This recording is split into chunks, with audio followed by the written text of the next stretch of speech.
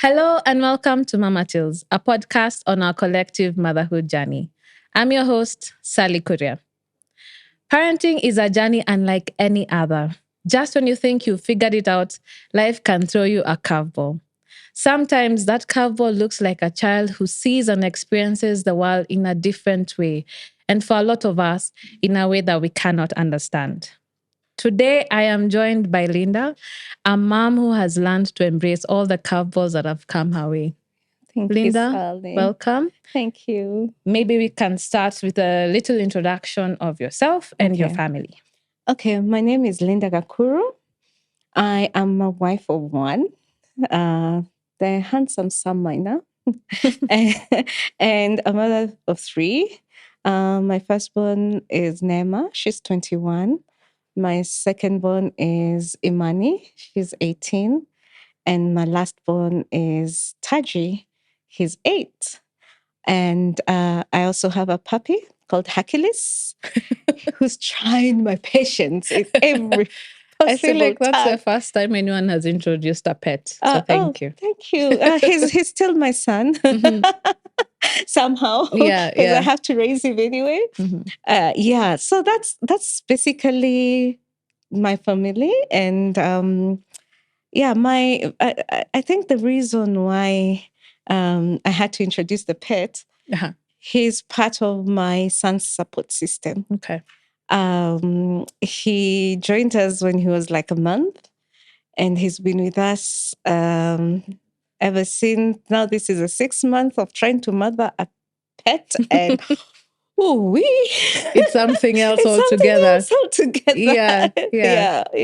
Okay. Yeah. So you talk about your son needing a support system, a support pet. I think I'll use that as a segue into help the listeners and viewers of this understand what's special about you and your family. Okay. We'll start with me. 3 years ago, I was diagnosed as having ADHD and dyslexia. Yeah, I was a mother of a 6-year-old at that time. Is it 6 or 5? Yeah, 5-year-old. And a mother of a 15-year-old and a mother of a 19-year-old. And here I am being diagnosed to have ADHD and dyslexia. This came about because my firstborn has ADHD, and my lastborn is autistic. So one of the things that happens is when you have parents with children with on the spectrum, the doctors are told to look up and look at which parent is carrying it, because 70% of the times it's genetic. Okay, so that's something interesting. So you were advised at that point. Now that your child, was it the last one who got the diagnosis, or from when the last one was being diagnosed? Yeah, the doctors kept on saying, actually, he was diagnosed at 3 and something. Yeah, and at that point, the doctor kept on looking at me, and he didn't say a thing. So the next diagnosis we go for, session we go for, I got the diagnosis 4 times, I think, just to believe what the doctors were saying. Yeah, that's another story. Yeah, we'll get into that. Yeah. So they kept on looking at me and going, have you ever been diagnosed? I think it's a good thing for you to be diagnosed. Now, with a lot of diagnoses, when it's done, as I said, the doctor is asked to look up and see which of the parents could have carried this gene. Who could have carried this gene. Yeah. So that's how I got myself diagnosed. Yeah. How? Okay, it's a very later stage in life where you've done so much. I mean, you at that point, you're a mother. I was a mother. I had worked. I had gone to school. Exactly. I had gone to college. How did that diagnosis land? How did you accept that? At first, it was like, oh, that explains a lot. Oh, And I'm like, really? Okay. But then I was angry also. Yeah. Because, oh my God, I've gone through life feeling like that person who's just the oddball, as in the odd one out. I didn't really fit anywhere. Mm-hmm. So, man, it was difficult. Yeah. Then I was like, I mean, if I knew this when I was younger, I would have had an easier time growing up. Yeah.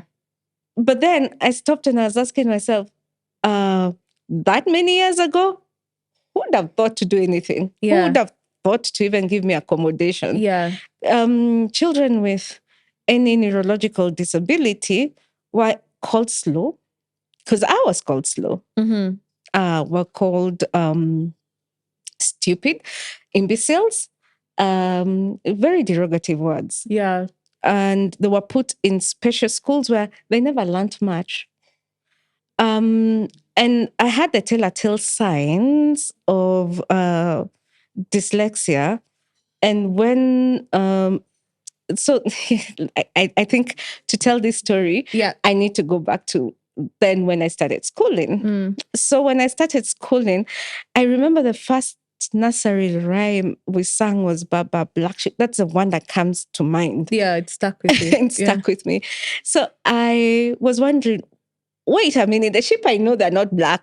Why are we singing Baba Black Sheep? Yeah. And I asked the teacher that, and she looked at me like, okay. Who asked that? Yeah, who asked that question? Yeah, yeah. So, and I think I went around looking for a black sheep for a while. Yeah. And I remember I used to get a lot of upper respiratory infections. And so I missed a lot of school at one point, and tonsils. It was upper respiratory and tonsils. So I missed a lot of school. I had digestive issues. So I'd eat something, and the next 2 days I'd be so sick. Yeah. And then I went to the next phase I remember is primary school, because that's where the beating started. I was beaten. You're beaten. Because I couldn't figure out even how to spell my name. It was very difficult. I learned to spell my name the second time I was in class 4. Wow. So I was a slow learner. Yeah. But the funniest thing about this slow learner, she could do maths in her head. So how can you be slow? Yet. Yeah. When she gives you answers for maths, she's getting everything. But don't tell her to write. Yeah. My books were untidy. Oh, Lord. Now you can understand where the beating was coming from. My handwriting was a mess. That book looked like ink blots and pencil blots. As in, before you remember? Yeah, I remember you used to have the ink pen that you had. Yes. First you started with pencils. Yeah. The pencil, it looked like I sharpened a pencil and did this on the book. Yeah. I was not writing. And then later on, it was ink and it was ink blots. I used to be beaten during every teacher's lesson. I was in a public school at that time. Yeah. Then in my mother's wisdom, which I am really appreciative of, she took me to a private school. Okay. Others days going to a private school. Ooh, yeah, it was the thing. In the 80s.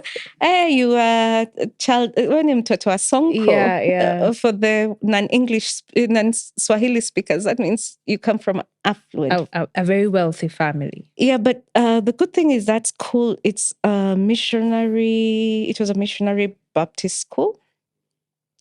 I will mention them because they really did help me. That was the Carrot Christian School. And I remember the head teacher at that point, she was called Mrs. Gakuru. She had been trained in the US.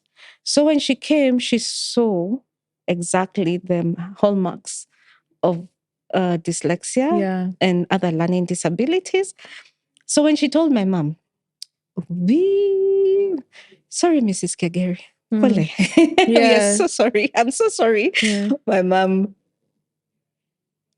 blew up. It was a lot. It was a lot for her to take no, in. my mom was like, no, you can't call my child stupid. It's teachers. You teachers don't know how to teach. You know, you didn't go to university. And she went on and she went on. So in her wisdom, Mrs. Kagiri is like, it's okay, we'll just take her and Yeah. we'll do our best anyway. So they took me in, and I remember I went to Mrs. Njoroge's class in class 4 for the second time. And so you had to repeat it. Yes. Yeah, and there's nothing. I knew nothing. Yeah. Absolutely not. I could not even spell my name. So Mrs. Njoroge used to make me stand next to her every break time, lunchtime. I would just be standing next to her and we'd be reading and reading. And I mean, I was reading Jane and Peter in class 4. Yeah. That was a class 1 book. Remember? Yes, I remember, for phonetics and things like that. Yeah. Yes. So I would be reading it over and over again, and she'd be helping me, and she'd make sure I go home with reading assignments.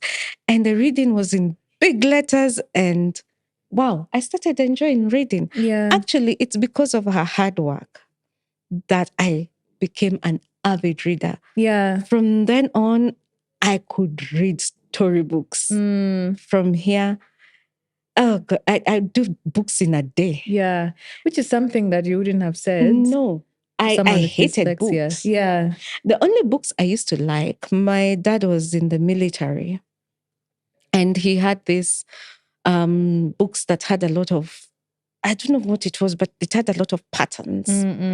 And I would love looking at those patterns and sorting them out. And my dad would be, who did this? And I'd be like, me? Oh my God, you're good at pattern recognition. And I'm like, oh, really? Yeah. Because that's the first time I was told I'm good at anything. So eventually your parents, as you're growing up, eventually they started, although they probably, I'm assuming here, they probably didn't have the name of what's happening.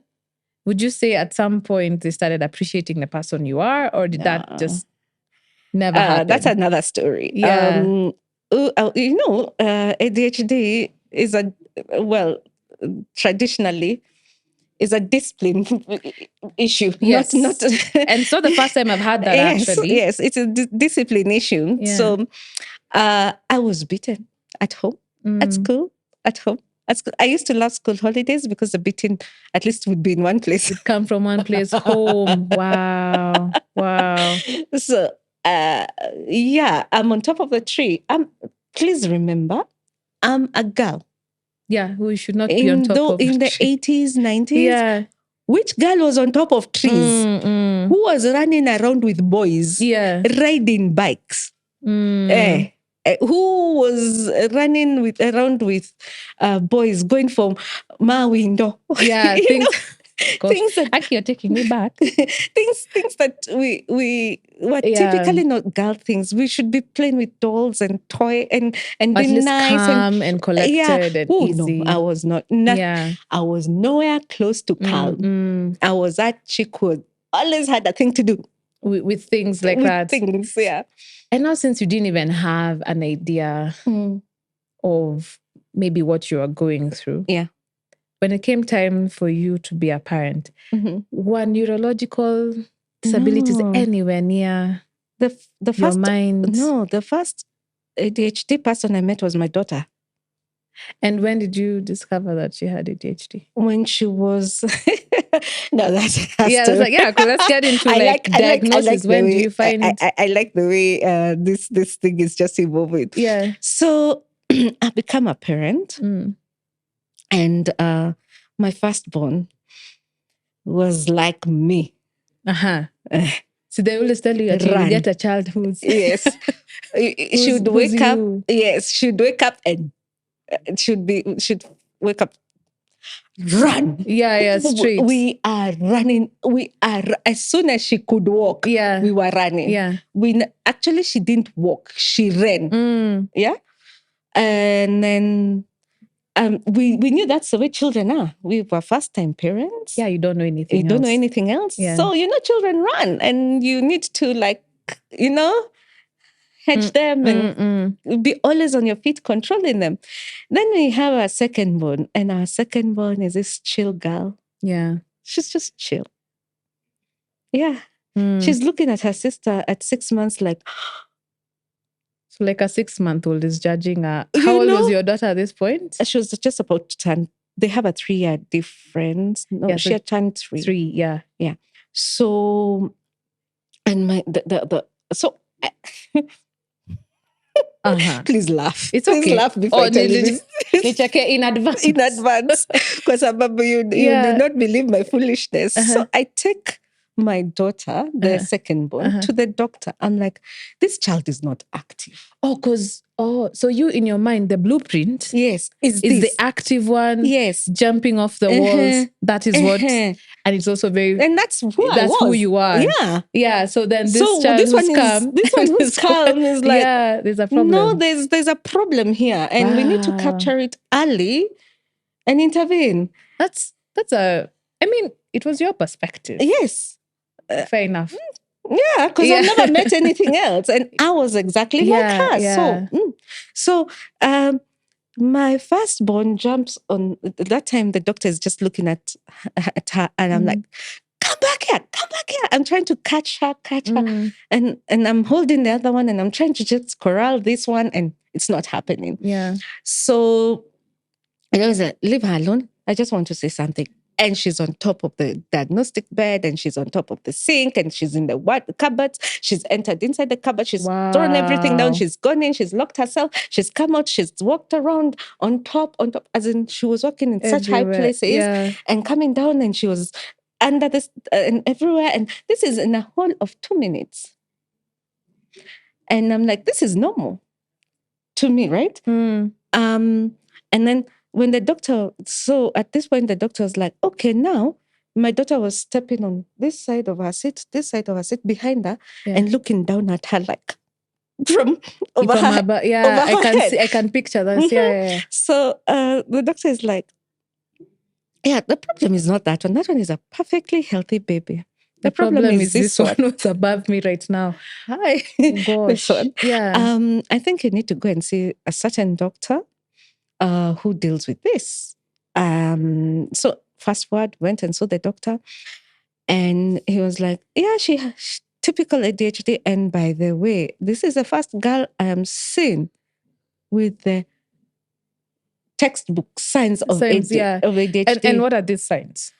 So there's a hyperactivity. They do not stop. Yeah. And then one of the most not subtle sign is the speed at which they fall asleep and wake up. Okay. It's like you're out. We run. And continue. No, you don't like wake up. Yeah. It's open your eyes and you're gone. Yeah. Interesting. For the children, it's that much. Yeah. So those are the subtle signs. Yeah. So when she was diagnosed, we were asked to put her on medication, or we'd be extra parents. So he gave us the medical sheet of it was at that point, it was, I think, Ritalin.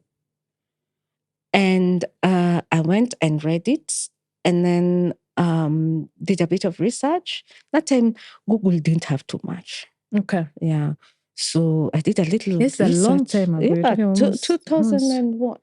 2009, 10? Yeah, that's a long time ago. Yeah, so... Hey, you're saying that, then I'm feeling old. NSSF yangu iko wapi? I'm not trying to age you or anything. Wacha nitafute NSSF card yangu pale. I'm not trying to age you. So, but it doesn't help that my firstborn is 4. I told you.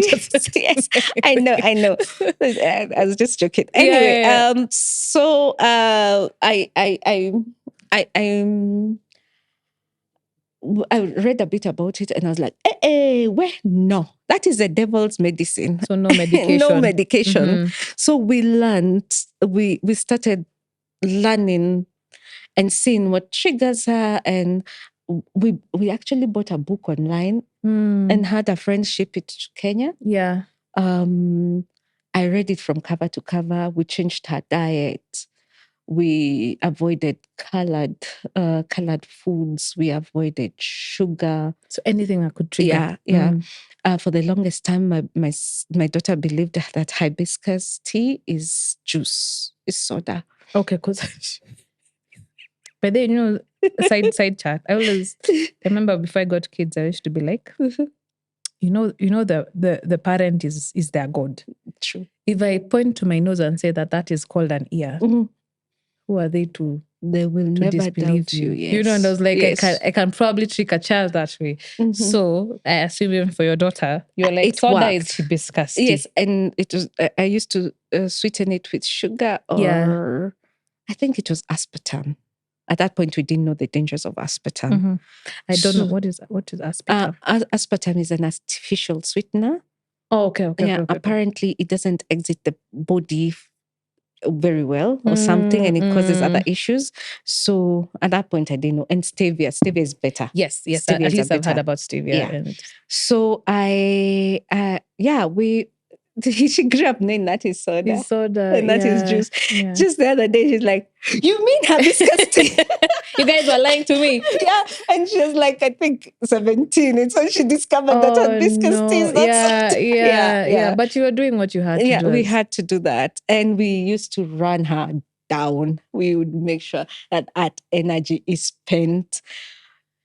Don't try to tame it. Yeah. You spend it. Wow.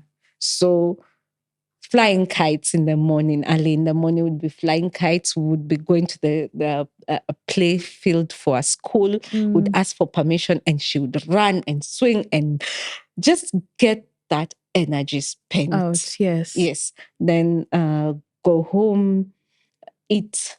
We were careful what she ate. Yeah. Later on, we discovered that she couldn't tolerate gluten. So you had to be gluten-free. Let me tell you something. God. You don't want to have gluten intolerance in an African country. Yes, and especially Kenya. Yeah. Mandazi where? Gluten. Everything. Iko kila mahali. Iko kila mahali. Chapati, smocha. Yeah. You know, everything that is gluten. affordable has gluten. And so it was really difficult telling people don't give a cake. Trying to find gluten-free cake, biscuits and all, because she's seen other kids eating them. And why? Why shouldn't I also do the same? Yeah. Anyway, that's my firstborn. Okay, you know, on her too long. I'm trying, because like I said, I have small kids now. And the energy itself matters me. Yes. Especially like now my 4-year-old with hers, it's actually verbal energy. Yes. The questions is just coming at you hot and fast. There's no break, there's nothing. 2 seconds, we're out. I'm just like, how did you keep, and considering you were also undiagnosed at that point in time. So it was very easy for me to keep up with her. Well, I guess. We have the same energy level. We go. Oh my God. Yeah, we go. Fair enough. Yeah. Actually, maybe that was a blessing in disguise that you're all in the same. Yeah, we're in the same boat. And now your second one. Now my second one, my baby. My only one who went full term. Yeah. Was the first one?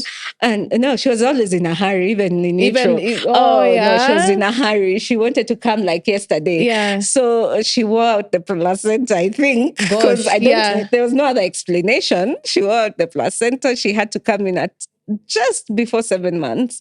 So she was that's really preterm. Yeah, she was 6 kilos. And the 6 kilos zilifikishwa na diaper na kasho. Wow. na kalaina. That's really preterm. That's really preterm. Yeah, so she had jaundice. We had 2, what are they called? They're called cross fusions, where they open the umbilical cord and put in clean blood and draw it. Yeah. So we had 2 of those before she could reverse. Her jaundice was very severe. Bad. Yeah, so it wasn't even the one to sit under the... Oh, no. Oh, trust me, I got very bad reports when she was born. That's another story. We need to move on. So if we can sit here for a while. I guess you had a really interesting, rough introduction to motherhood. It was rough. Wow. It was rough. Okay. So when my second born comes, she's 3.8 kilos. Full term. 10 fingers, 10 toes. I was like, oh, thank you, Jesus. Yeah. Not to say her pregnancy was easy. I started clotting actually. Wow. When I think at 3 weeks of pregnancy. So I was advised twice to terminate it, but I refused. And here was a victory song and saying, "Thank you, Jesus." And here she is. Yeah. So she's the one who got us to diagnose our firstborn. Because of how different they were. They were so different. Yeah. But my daughter, who I keep on saying we must have missed something, well, for a lack of a better word, and please edit this out if it's not right. Yeah. Even when she was young, she had a resting bitch face. Oh, yeah. So no, I don't know I'm how not. to put that. Yeah, no, I hear you. It's the face of I'm not playing around with anyone. So even when the nurses would come and go, tickle, tickle, tickle, she'd be like, and turn. And she's 6 months old. So who has taught you how to do that? Yeah. I'm not like that. I'm bubbly and everything. And I talk to everyone. Yeah. Who has taught you to do this? So anyway, fast forward to now she's in class, I think 5. She she was in class 7. She gets a disease that we were like, oh, okay. Doesn't make sense, yeah. And we're told it's an ancient disease. It had been eradicated, and it's called rheumatic fever, where she must have gotten strep's infection, and it went and infected the blood, and then it went to the heart. Yeah. And she was on very strong antibiotics. This is the child who had very bad allergies. She's allergic even to the air. Yeah. Like, chick. Oh my God. But she was that happy child. Yeah. Oh, she's that child who doesn't want to disturb you, but she'll be right here just picking up a few things and just making all of you laugh and all. And so anyway, she was on antibiotics for like 4 years. Every week she was taking quite a heavy dose of, I think, is it erythromycin? I can't remember pretty well. And then at one point we went to the opticians because the first one was having a problem. She was having very bad headaches and went to the optician.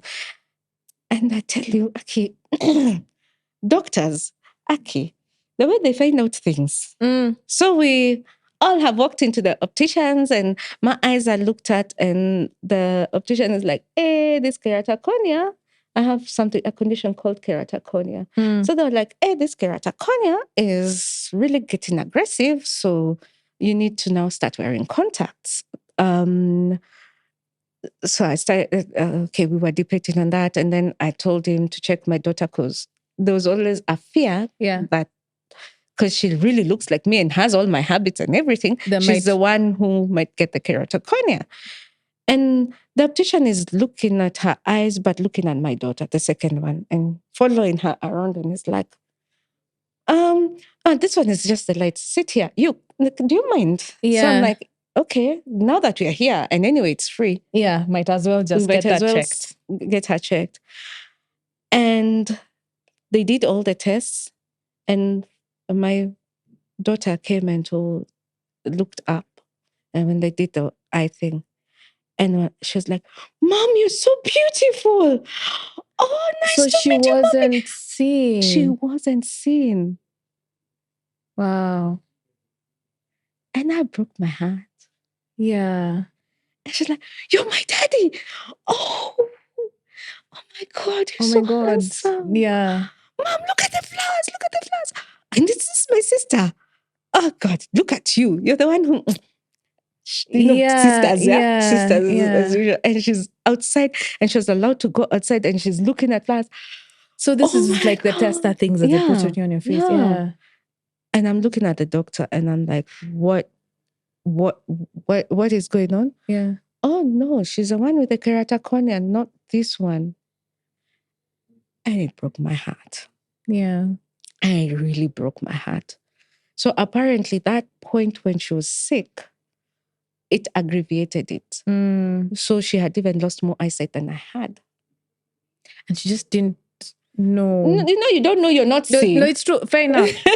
Actually, you're right. Because I remember when I got my first set of glasses, I was 10, 12. Yeah. And when I put them on, I was like, wait a minute. Yes. This is what I'm supposed to be seeing. Exactly. I just got used to everything. I put very close. I sit at the... That's just how... Yeah. Yeah. So she was in the same boat. She was in the same boat. She didn't know what she's missing. Exactly. Wow. Back to me, my character corner started forming when I was, I think, in class 4 for the first time. Remember, my dad is military, so our healthcare was under the army. Yeah. Okay. So I was taken to the army ophthalmologist. Yeah. And they were like, nah, she's pretending. She wants glasses because her mother has glasses. And my mom was like, by the way, we were brought up in a weird time. Yes, it was a weird time. It was a really weird time. I actually had a panic attack. My first panic attack was when I was like 11 or 12. And I was told it's because I was fat. Sorry for laughing. No, let's laugh. Let's laugh. Because at that point, mental health was not... Yeah, so you're having a panic attack because you're fat. Because I'm bad. Okay. No, but listen, at that time... Yeah, at that time, it was a plausible reason. Yes. It was a plausible how plausible reason. That was, I don't know. The connection... Listen, whatever they told themselves. It helped them deal with their lives. Yeah. So... oh my. So yeah, that's how my second born got diagnosed. And since then, now she's lost quite a lot of her sight.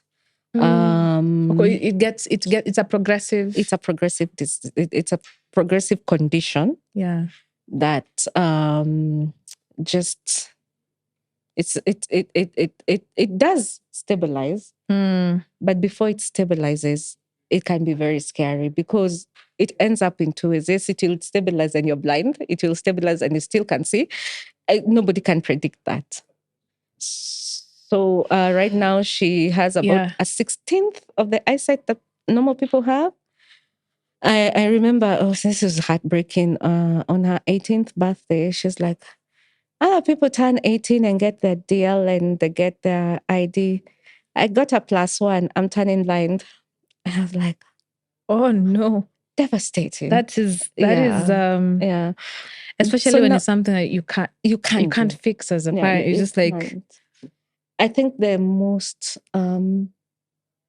difficult place to be is when your child is suffering and there's nothing you can do. No amount of money you throw at it is not going to fix it. It's going to fix it. No amount of love, care is going to fix it.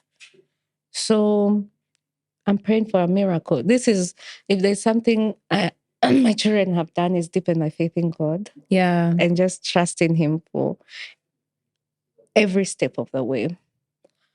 So to my third born. Yeah, because, okay, so we are dealing with our firstborn. Yes. Who has, at least now, and we're dealing with ADHD. Did she finally get on like medication, or you're still doing extra parenting? We extra parented until she went to uni. That's a long time. Yeah, it was. And we'll talk about how that progresses. It was hard. It was extra parenting because you really have to be present in that child's life. Yeah. And you have to keep the doors open and not let any lock. And please note, they're going through all the developmental stages. Plus. Yeah. So there's teenage coming, and it came. There is young adulthood coming. I don't even. Yeah, so we waited until she made her decision. Okay, to get if she wants to be on medication or not. Yeah. Okay, that's before we delve in, because I think I mentioned this earlier. A lot of my listeners have young kids, and our exposure, at least through this platform, to children on the spectrum hasn't been anywhere older than 6. Aww. So I'm not really sure what happens after. And I think it would be one of those things that it's going to be very, very helpful to parents with kids on the spectrum to understand what comes ahead. But before we get there, so we have a third born. We do have a third born. So Tell us about your third born. So this was my surprise baby. I was because done having children. It's a bit of an age gap. Yeah, as in, I was so done having children. And then boop. God has a sense of humor. Gives me a son. Oh, my one and only son. Yeah. Taji. Yeah. Taji, the crown of our family. So Taji was born at actually 7 months, just before she get into 8 months. So another preemie. But he was a huge baby. Okay. He was 2.6 kilos. For a preemie, that's big. That's big, yeah. That's so true. Everybody assumed I got my pregnancy dates wrong, and the doctors were telling me that, and it was an emergency. Please note. So the only place that was open that we could get fast to was Kenyatta. Yeah. And I was swept in, and actually, I walked into Kenyatta. They looked at me. They sent me to the maternity side because I was going to get a certain doctor who was on call at Kenyatta to check me out. Then I go home, and he was to call my gynae. Nice plan, right? Yeah, no, listen, immediately you said that. I was like, this is usually the beginning of of those labor stories where you thought, means I was just gonna go get a quick check, and then I go back home, and that was the last thing they said. That's it. That's without a child. Next time we had the child with. So I called my friend at that point, and I'm like, hey, I've just gone. I'm having this pain. I can't quite describe it. So my doctor sent me to Kenyatta because there's an on-call. I don't know where gynae is good. Who tells them all to take a break? A break at this. And then December babies come dramatically. Just when everybody's in Christmas mood. Yes. So she was like, okay, sawa. Oh, the only place that is open is Kenyatta. Oh, I hope you're in and out because Kenyatta you can take long. And then we had the whole discussion, and I was like, okay, sawa. I get into casualty looking for him. The nurse looks at me and like, come, takes me. I don't know where he is, but come, takes me to the maternity wing and sits me somewhere. It's a bench. So I'm like, okay, Sawa, let me just wait for him to come. And another nurse passes and looks at me, then walks off. Please note, it's a geriatric pregnancy. Yeah. That's what they say that. Over 35. Over 35 is a geriatric pregnancy. Yeah. So a doctor is passing there and walks by. Not the doctor I was expecting. Walks by and looks at me. Come. So I go with him and he does a scan and immediately is like, theater now. Move everybody. She has to deliver this baby now. Yeah. So was he in distress? No. My stitches from the previous years were opening. Oh, no. Yeah. Oh, no. Yeah. That is the pain I couldn't explain. Because he was a huge baby. And anyway, this baby is tam. That's what the doctor was saying. Little did they know. Yeah. I'm trying to tell him he's not yet tam. And this baby is too big to be not tam. Tam, yeah. They deliver him. As soon as he's out, Kenyatta, they take him, they wipe him, then they come and show you your baby, then take them to the nursery. You recuperate. The next day, you're out. As soon as they are wiping him, bringing him to me, the paid looks at him and like, okay, mama, meet your baby. Here's your baby. Whoop. So and panic as well. Yeah. So he never reached me. And I'm like, what has happened? Yes. Yeah. And please note, Kenyatta Theatre, it's the half. Yeah. So it's you delivering here and there's another person delivering there. Different teams, because there's a high demand. So I'm seeing other mothers being taken their babies and me, whoop, mine has been taken. And he's calling and nobody's coming. I just saw him do something and run off with my baby. That's later on I was to find out that he wasn't doing very well. He was resuscitated 3 times. Oh my. And he was on high oxygen pressure for 2-3 days. But as soon as he came off that thing, that boy was ready to eat. And he has never stopped. He's never stopped until now. Wow. Okay. So then that was a pretty interesting birth. Interesting. Yeah. Let's use the word interesting. Yeah. Let's use the word interesting. It's interesting. So he grows up. he's fine, meeting all his milestones. He's walking, he starts talking. He sits on way before time. He walks timely. Around this, yeah. It was okay. But every time we go for clinic, the nurses are looking at him and they're like, what? That's a big baby. Stop feeding him. I'm like, I'm not feeding him. That's an interesting place to be at. Yeah. Because most of the time, whenever you go to those clinics, like an exam, it's like they're looking at you like you're not doing. Yeah, what you're meant to be doing. You're not doing that. Your child is suffering. Yeah. But you're getting the opposite. Yes. Because he was 11 kilos at six months. Okay. He was a huge baby. All right. I see it now. Yeah. So because like, for context, around that 11 kilos, you're talking about a child who's walking and one something. Yeah, 1 and something. And he was really tall. Wow. So I told, stop feeding him. I'm like, I don't feed him. Every time we go to clinic, he has never eaten anything. I've been home for 6 months to ensure he breastfeeds. Yeah. Okay, please do it at 7th month, exclusive breastfeeding. We see if this weight can be controlled. So I'm like, okay. So I did it at the 7th month and I go there and I'm looking haggard and they're like, okay, feed him. Actually feed him Just food. feed him. But he's now 12 kilos. And they're like, what's happening? This is a big baby. Yeah.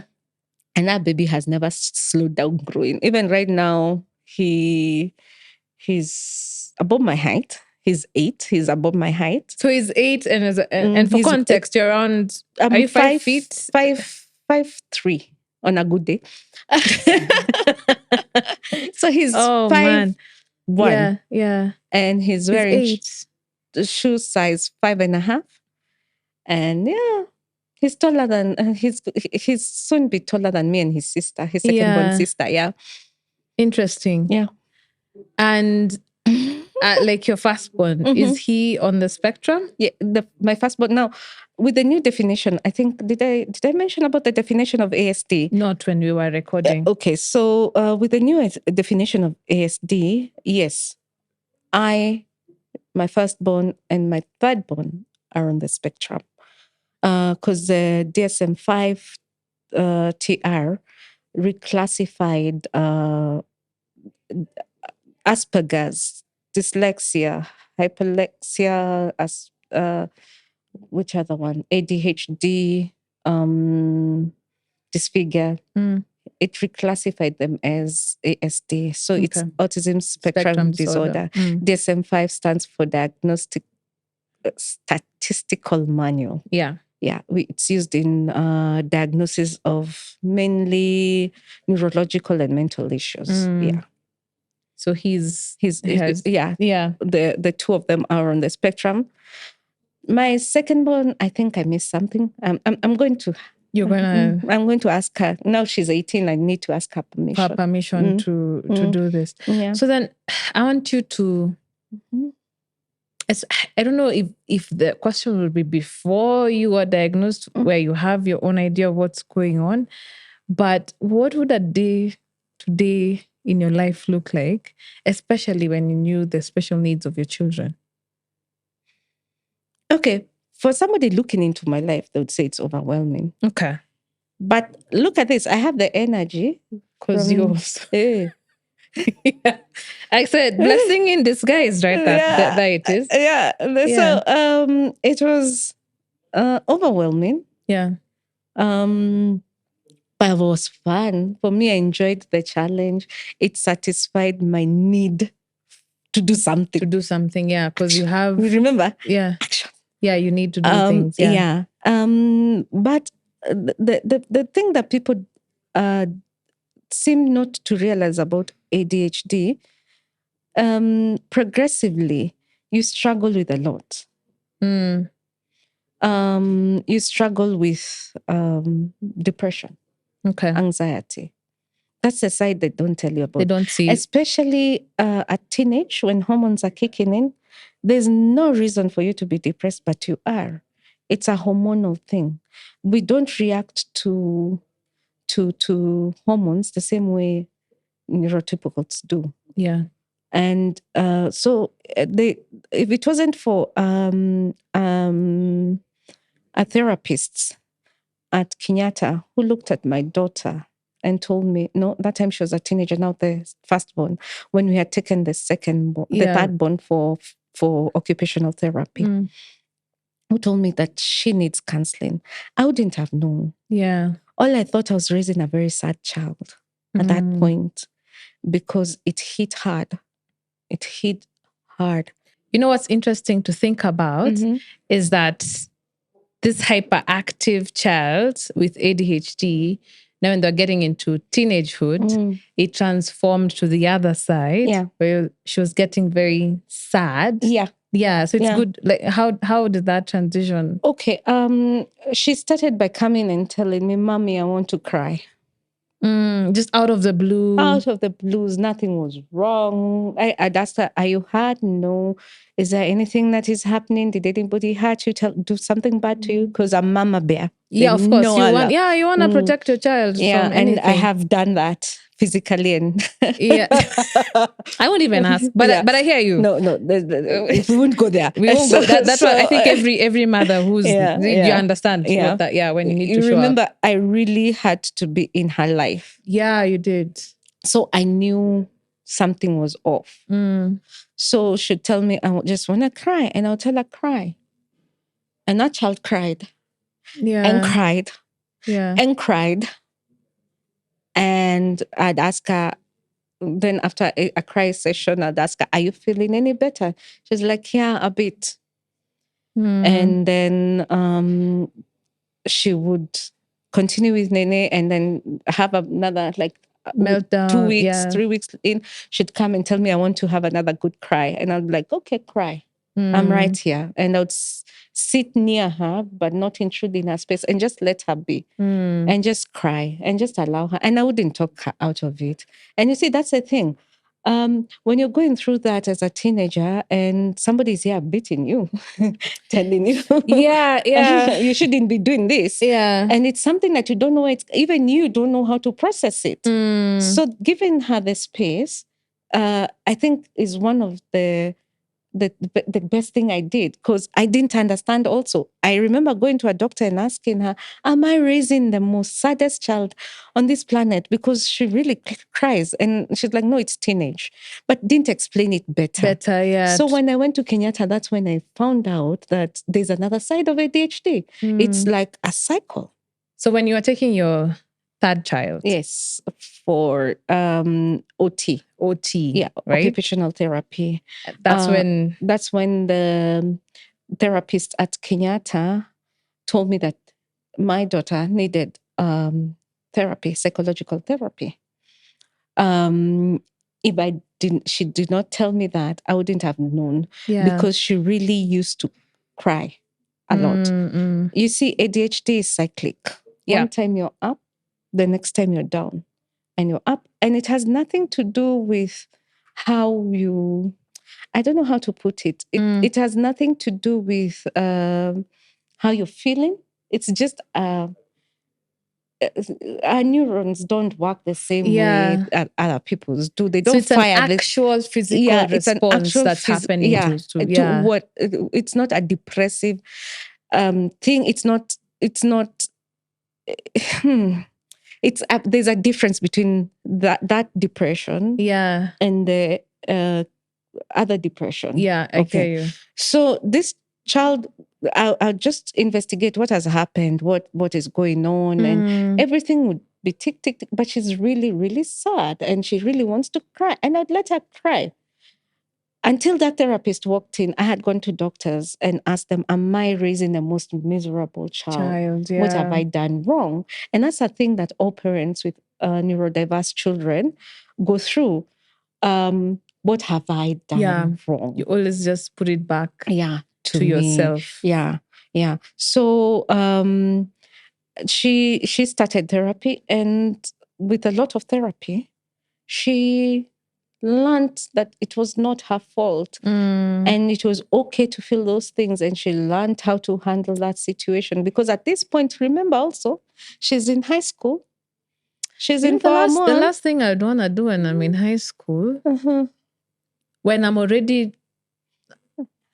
trying to catch up with whatever my body is doing, is to also start now dealing with feelings and reactions to things in a way that I don't even understand. Yeah.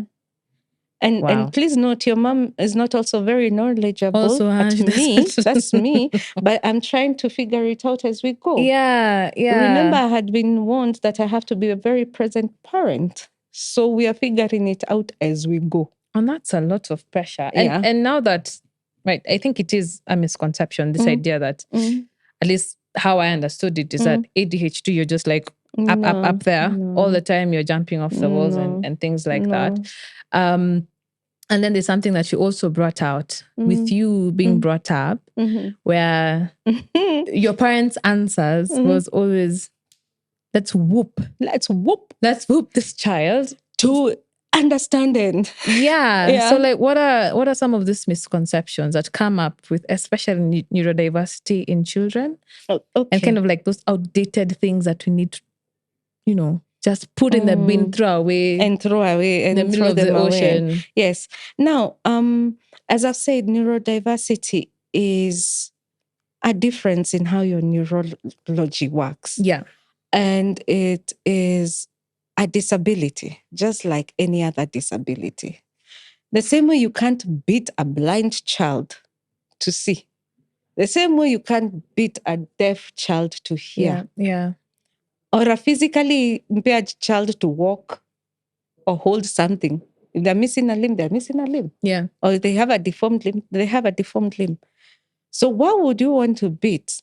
A person whose neurons are not firing the same way as other people so that their neurons can fire the same. It doesn't make sense. It doesn't make sense. Yeah. So one of the things we have to do is stop beating children with neurological diversity, as in, stop it. Put that kiboko. Go. Just, it's not fair. Yeah. They need the same accommodation as blind people. We have a sign language interpreter with us today. Yeah. She's doing that for the deaf. Yes. Okay? So if you're accommodating the deaf, why do you think that us guys with neurological diversity do not need accommodation? Yeah. Why do you think a child who's autistic doesn't need accommodation?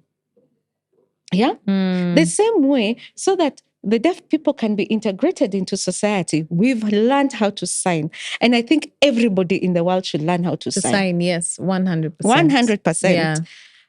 I think we should agree on a universal sign language and we go with it. Yeah. But at the same time, neurodiverse children need the same accommodation, even adults. Please note, these children grow up. So you can imagine how many autistic children there are in this in this country, and they will grow up. Yeah. They will go to our secondary system, which is not very forgiving. The previous one. I hope the CBC one will be better. Yeah, accommodative at least. More accommodative, yeah. They're promising it will be. I'm praying it will be. Remember, they have to go to our universities. And there's no special world. The same way, even the deaf and the blind to go to university. Yeah. There's no accommodation for neurodiverse. A deaf person will go with an interpreter. A blind person will have Braille. Yeah, the books with Braille. Yes. So, an autistic person, my daughter has sensory processing issues.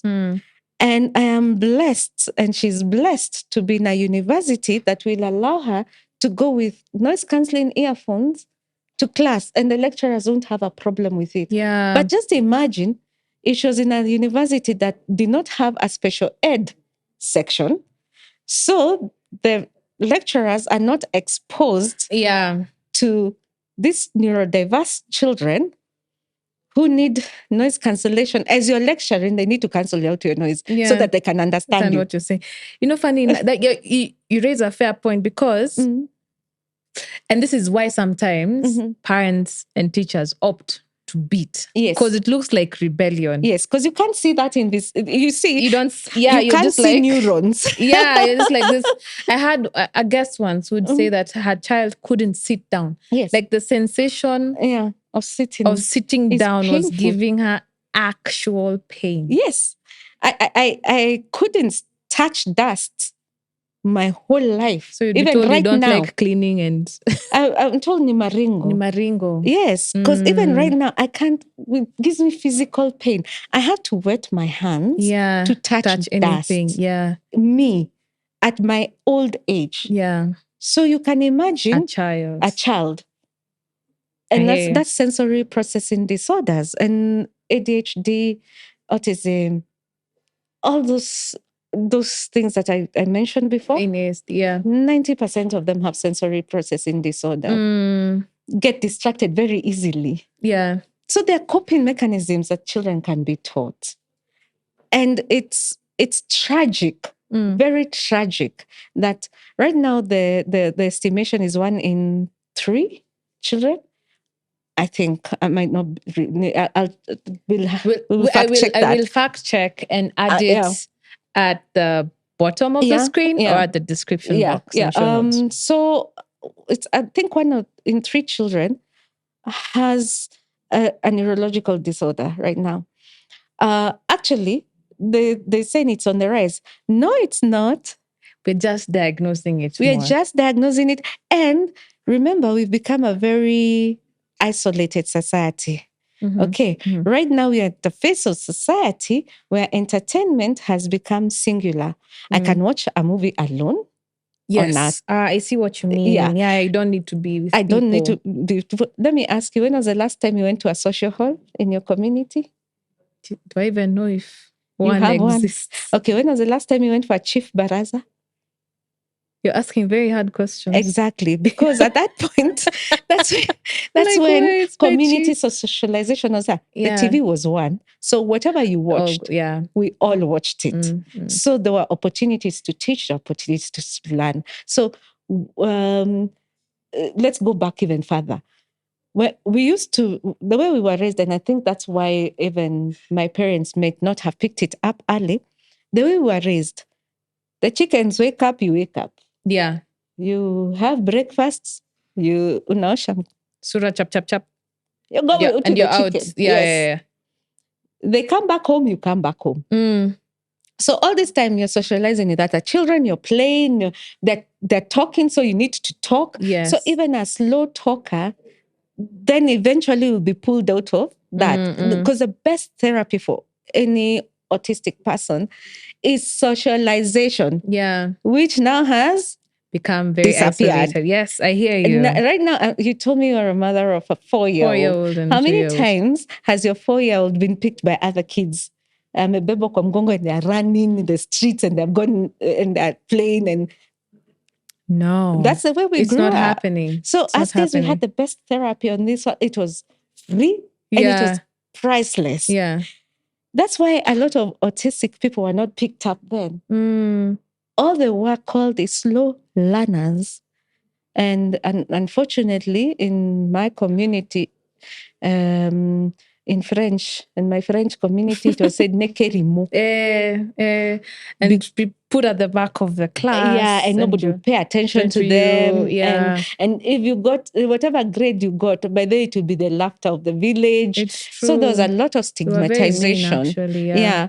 But then I'm blessed because in hindsight, as I said, my mom took me to a private school.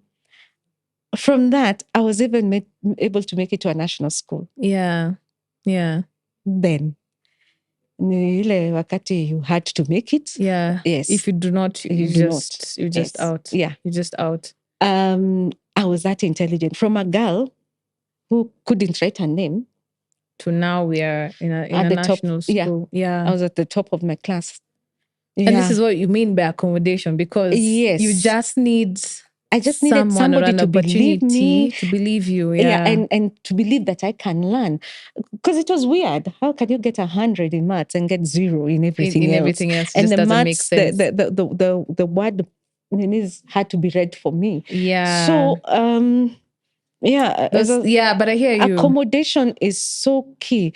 Stop beating children who are neurodiverse. Accommodate them. The same way we accommodate, we have ramps Yeah. people with disability. Yeah, can't walk. We've built that. Why don't we have a sensory room for people who are neurologically diverse? Yeah. Yeah. Every employer, I think, should have a chill room.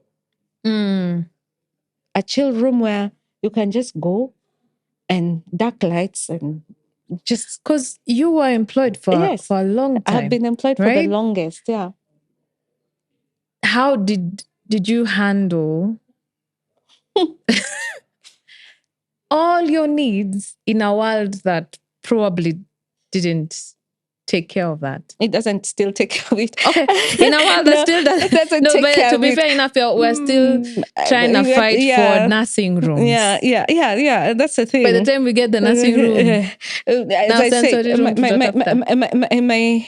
yeah, exactly. You know what I mean? Yeah. My friend actually puts it very nicely. Yeah. You are in a country that the government cannot even afford bread for its citizens, and you're demanding for caviar. That's the what do you call the comparison they're giving it, which is true. It's a funny thing. It's like a potato, tomato. Yeah. Not the same. So the same way we have ramps, we need sensory rooms. Yeah. Yes, in every building, if not every. The same way we have sign language interpreters. The same way we have braille in the lifts for people who are blind. We need sensory rooms for neurodivergent. Yeah. Number two, I think we need also working spaces that are good for us. And you've asked me how I've survived. I've been fired enough times. Okay. And I have fired myself enough times. All right. Why? Yeah. Please remember, we see things, we blurt it out. We see an issue. Yeah. So you won't. We rarely have filters. So to takasirisha manager. Actually, the other day I was talking to my manager.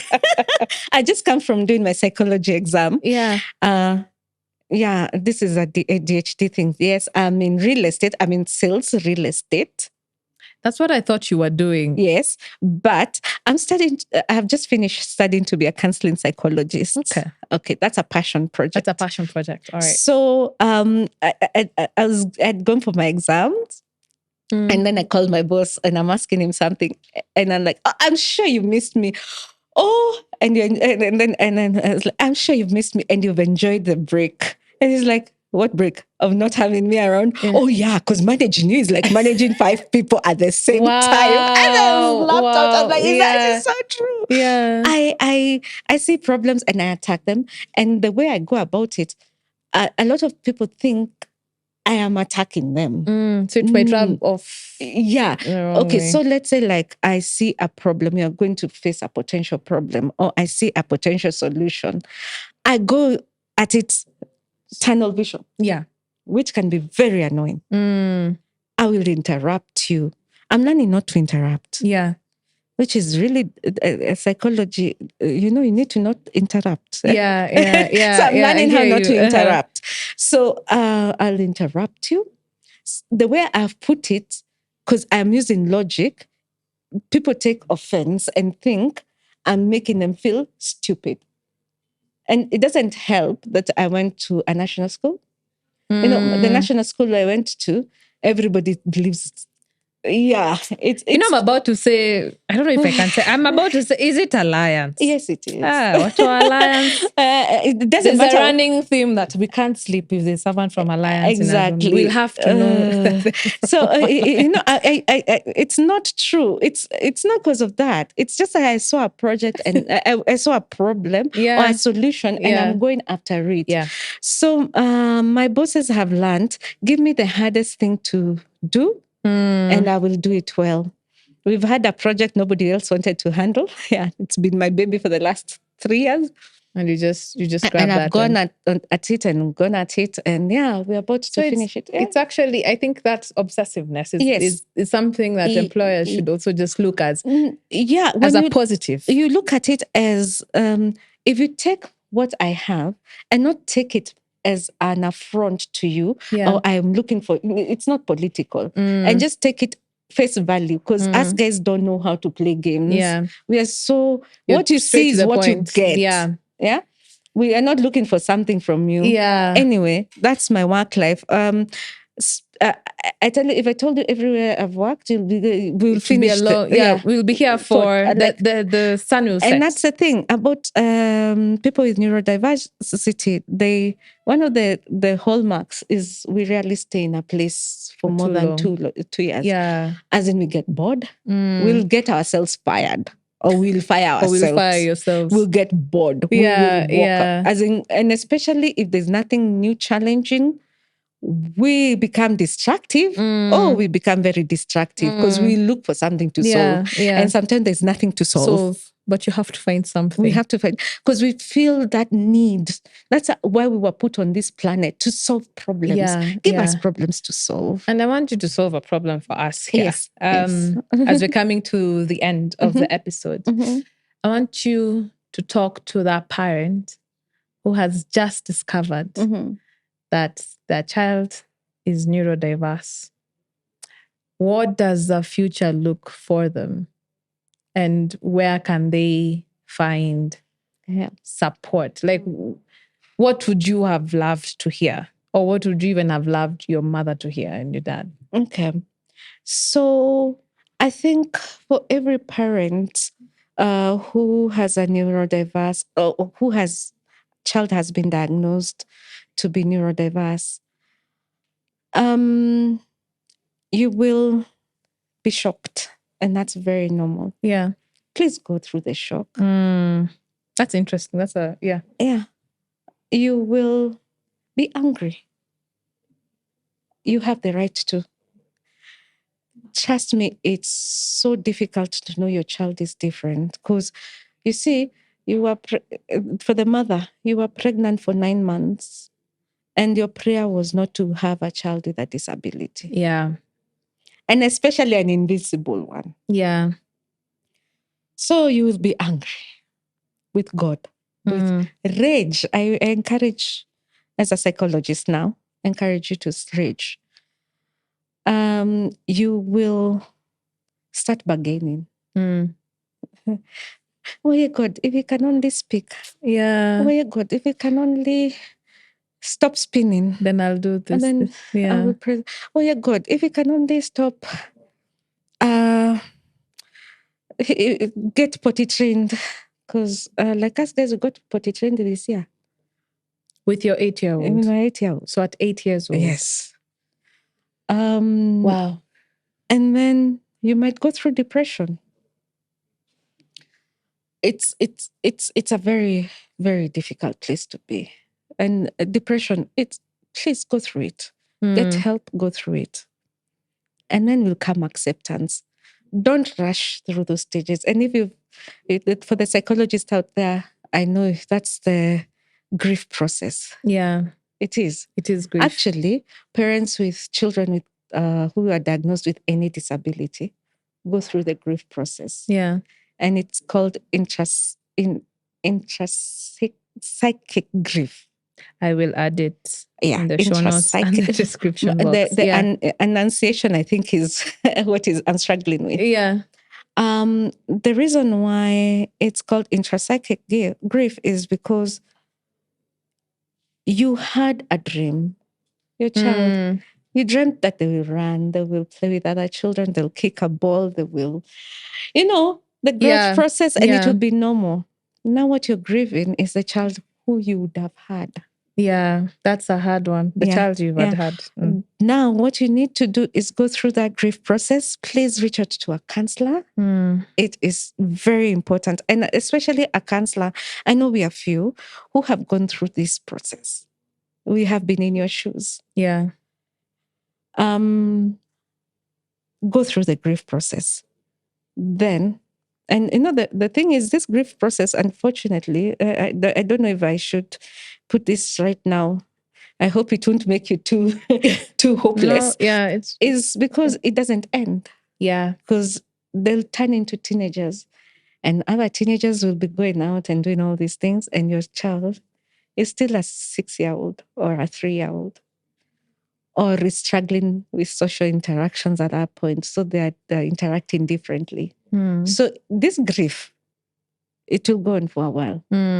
Because unlike normal grief where you bury or you end, there's a disconnect with whatever you're grieving. Yeah. This one, the person is still alive. He's here. They're here You see with them you. every day. Yeah. So it's a really hard journey. But let me tell you something. If you put in the work, you go for the diagnosis, you go for the therapies, you go for the... and they're expensive. Please note, they're expensive. I won't lie to you. They forget to give us that seed which we plant and it grows a money tree which we can pluck from. So that you can afford. Yeah. And please, the government, you promised us tax reliefs. We have a bill that is waiting. We are hoping it's ascended soon. So I pray the president just assents to that bill because it's expensive per month. And I'm not doing all the therapies my son needs. We spend about 50,000. That's insane. 50,000. And that's not everything. And that's one child. Yeah. Remember, I have another one. Yeah. And then I have one who's losing her eyesight. So she also has her treatment. And then there's you. And then there's me. Please note, it's not easy. Number two, so just keep at it. Do what you can. I usually encourage parents, get into the therapy room. See what your therapist is doing so that you can do it at home. Yeah. And it will save you a shilling or two. Yeah, because you can't afford it all the time. Because therapy, the cheapest I've found so far is 2,500 if you go private. If you go Kenyatta, I think it's 1,500. Let me ask you, how many people will afford 1,000 or 1,500? At a regular basis? And at some point? Every day? Yeah. No. And it's not going to work. No, it's not going to work. Yeah. So, and then there's special school, which I don't like special schools for one reason. I think all children should be integrated. We should have integrated schools, not only special schools. Why? Because our children learn by socializing. Yeah. So if you put all the children with disabilities on one corner, how will they ever socialize with children who are not disabled? Yeah. And then on top of which, they will not go to a special world. There's no special Kenya they're going to. So you've taken them to a special nursery school, the special primary school, junior high school, special. And then, is there a special university? No, and then there's no special world either. And then there's no special Kenya. Yeah. So we need to integrate them. And I've seen people with, now it's categorized ASD1, ASD2, ASD3. ASD1 and 2 working regular, and they need some support here, but they're working regular jobs. I work a regular job. Yeah. I'm ASD1. Yeah. My son is ASD2. He's already doing a lot of, animation. He's the one who's doing the sister's animation. Please, may the lecturer not hear this one. But so he's doing your sister's homework. He's assisting the sister do the animation because he does it in like 5 minutes, something that her and her classmate will take 3-4 hours to do. Wow. So he does it in 5 minutes. And he's 8. And he coded at 5. He knew his ABCs before he went to school. He could write before he was 1. When he was 1.5, he could read at that point. It's called hyperlexia. So, yeah. Anyway, back to what I was saying. Yeah, being integrated into society. Integrate your children to society. Don't leave them at home. Enter to the supermarket. Go to those eat-in areas. Let them see, for example, of autism. If people see, for example, of autism, they will be able, especially ASD3 and 2, and yes, and even 1. Let them go. People see enough autistic people, they will learn how to accommodate them and stop judging. Yeah, because they're always hidden. Yes. Number 3, whatever you do, be your child's advocate. Manza, you need to learn how to advocate. I feel like it's even harder with friends and family. Yes, it's the hardest with friends and family. Up to today, there's an auntie of mine who tries to do some interesting things with my son, and I just look at her like, so I was brought for CG plasma water. She's trying to heal him. ADHD, autism. Okay. I'm like, okay, you do that. Yeah. Is it one of those ones that you've talked too much and Adi, you're just like, it's okay. Actually, yeah. Do you sit? You brought what? Parrot water. What is that? The parrot drank the water, and now you give it to your child so that they can talk. I'm like, Okay. I'm sorry. I'm sorry. Yeah. Did you just say parrot water? Parrot water. That a parrot Yeah, drank. no, that one came from another parent. That a parrot drank from, and then. Okay. Yeah. I mean, yeah. So sorry. last That one last caught thing. me off guard. Yeah. Yeah. Last. So my husband and I have decided to, like, we have walked this journey Yeah. twice. Mm. Actually, joke. Our firstborn is our practice. Yeah. Our lastborn is the actual thing. Yeah. Anyway, we walked this journey twice, and we know how devastating it can be. So with me doing psychology, becoming a psychological counselor, we've decided to give back. And that's why I did psychology. Okay. He's in the digital security space. I'm in this. So we want to start, and I have started holding sessions for parents who have children with disability and going through the grief process. Because I think this is the first time I did it, parents were like, oh my God, nobody told us that. Because nobody tells you. Yeah, no one speaks about it. And nobody knows what this thing you're going through. And everybody's telling you, you should thank God you even have a child. There's a woman who's praying to have a child with her, even if it's that disabled child, to just be seeing that child. You're like, that's not the... Slap Yeah, you're you. like, that's not the problem That's here, not is the problem it? here. Yeah. This journey is hard. Yeah. Because it's devastating. I mean, no parent, father or mother, wants to see their child suffering. Yeah, fair enough. So if this child is really struggling all their lives, imagine how heartbroken that person is. Yeah. Yeah. So we've started a program named NIA. What we're planning to do is hold a lot of those. Okay. Counseling seminars. We'll do group therapy. I'll do individual therapy. On the other hand, my husband will do upskilling of individuals who are on the spectrum, who are in tertiary and high school, to get them ready for the job market. Yeah. And basically help them. You know, one of the things autistics need a lot is social stories. Yeah. Nobody gave you a social story about getting to work. Yeah. Who sits down and gives you a social story on how to get to work? I don't know if you understand what a social story is. So let's say, like now when I was coming here, you needed to show me pictures of the road. Yes. Okay? Interesting. And tell me, at this time, you should leave your house. At this time, you should be arriving here. At this time, you'll pass this security, pass this other one, and then you'll go to this door and come up and go here, and you'll press a bell and you'll get in, and I will sit with you. That's and then a social story. That's a social story. I don't think we do. Pictures. Yeah, we don't do that. Oh no, you need to, with especially autistic children. Oh no, we have to discuss. Oh wow. Fast. Yeah. Like there's a time we went to my office. Okay, I know we are really talking here. There's a time we went to my office. My employer is awesome. He has, my employer usually has fun day for all the kids. Okay, we are many employees. So each area has their fun day. So there was a fun day for the employees and the contractors' employees. I'm a contractor. So we had the fun day, and I wanted to take my son, and I debated. I'm taking him. Yeah. You're doing Mutajwa, it. for example, your autism. So I hear you expose them. Yes. Yeah. So I did a social story. I took pictures of everything, and I asked for permission. I took pictures of the various places I could take pictures.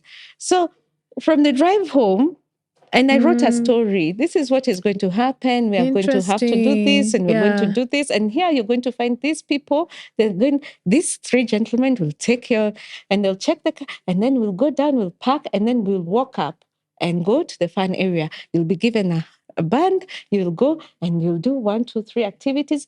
Rule number one, no touching of people's laptops. So guess what? My son that day, he loves technology. He didn't touch anybody's because you laptop. prepared him for that. Prepared him. Yeah. No stealing people's phone. So there was no phone that was stolen. Number three, no going where mommy doesn't allow you. You want to go to the toilet, you come to mommy. So, and that's what we did. And we had a fantastic Nini. The only problem I forgot of my social story is to tell him the social story of living. Oh, okay. So you prepared for the go, but not the back. Yes. The meltdown we had. Yeah. Everybody knew, for example, autism. Okay. Yes. But I like that. I think what I've learned today, there's so many things, first of all, misconceptions that you've passed. And even the concept of social story. Me, I was here just sending you a pin of where to come. I think there's so much we've learned. Yeah. And if you have those resources open and available, I think I would love to share them with people who are open. Yeah. I'll do this.